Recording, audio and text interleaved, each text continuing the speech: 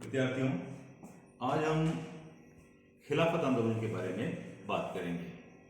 खिलाफत आंदोलन इतिहास के उस कालखंड का घटनाक्रम है जब प्रथम विश्व युद्ध तेजी से चल रहा था और उसमें मित्र राष्ट्रों ने तुर्की के खलीफा, जिसको कि मुस्लिम जगत में मजहबी प्रमुख माना जाता है, के पद को समाप्त कर दिया और तुर्की के साम्राज्य का विघटन कर दिया। जबकि इंग्लैंड के प्रधानमंत्री जॉर्ज लॉयड का मुसलमानों से यह साफ संदेश था कि युद्ध में अगर वो ब्रिटेन का साथ देते हैं तो वो तुर्की का भला करेंगे और खलीफा के पद की बहाली करेंगे। लेकिन जो ही युद्ध मित्र राष्ट्रों के पक्ष में गया, इंग्लैंड और उसके साथी जीते।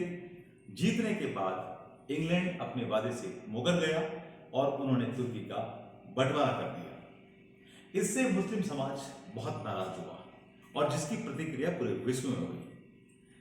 उसी समय भारत में गांधी जी के नेतृत्व में अहिंसात्मक आंदोलन की तैयारी चल रही थी और असहयोग आंदोलन आरंभ हो चुका था।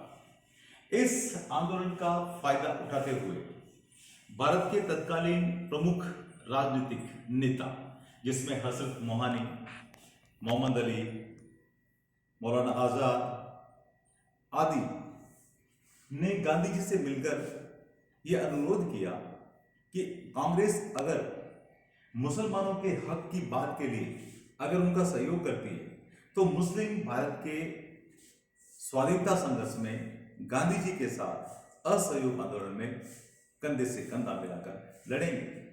गांधी जी को यह मौका एक बहुत ही बेहतरीन अवसर के रूप में मिला जो सांप्रदायिक एकता की मिसाल बन सकता था।